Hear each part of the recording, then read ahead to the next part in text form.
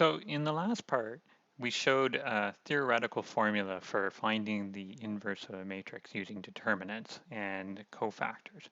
And so what I want to do is actually do a worked out example just so you can see all the bits and pieces and how they're put together.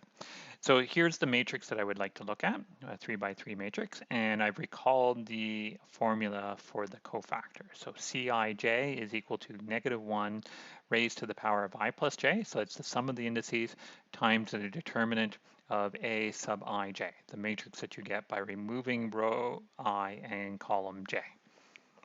And so I'll just start off by doing a couple of these examples, computing some of these values. So C11, right, is -1 raised to the power of 1 plus 1, the sum of the two subscripts. And then I'm wiping out row 1 and column 1, and I have this matrix left over, and I want to compute its determinant. So this guy here is just 1, because it's 1 squared, -1 squared, times the determinant of -6 minus 12, so that gives me -18. So -18, so the first cofactor is -18. Let's do the C12 now. So that's -1 raised to the power of 1 plus 2 times the determinant of wiping out row 1 and column 2. So we have 2, 4, 1 minus 3. And so this is a -1, and this is a -6 minus 4. So that gives me -10. So altogether I have a 10. And C13 is -1 raised to the power of 1 plus 3. Determinant of wiping out row 1 and column 3. So the determinant of this submatrix. This is 6 minus 2, which is 4 times a positive number.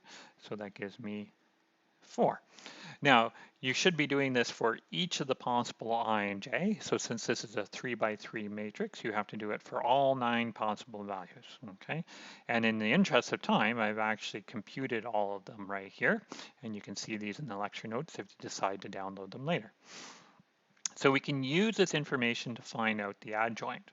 Okay, so it's important though to kind of keep track that you put them in the right order, because the formula says, let's go back to the formula, is down the first column, you're putting C11, C12, and so on.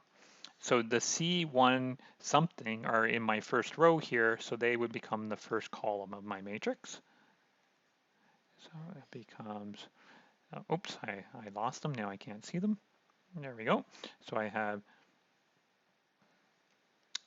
-8, -18 here, 10 here, 4 here. These guys become my second column, so we get 3, -2, and -1, and these guys become my last column, 10, -6, -2.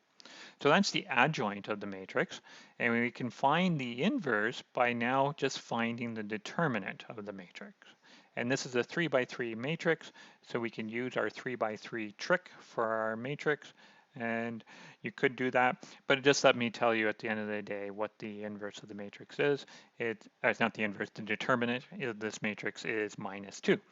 So now we put all of these pieces together, and I've actually already done all of that. We put all the pieces together, and so the A inverse is 1 over the determinant, which is -2, times the classical adjoint. So hopefully I copied everything correctly, it looks like. And then I've cleaned it up. I've multiplied -2 through. So this, the inverse of A, is computed this way. So as you see, we get a different way of computing the inverse of a matrix, although it's not the most efficient way because you ended up computing the determinants of 10 matrices in the process. However, it's good to know that such a thing exists because it may be handy from time to time.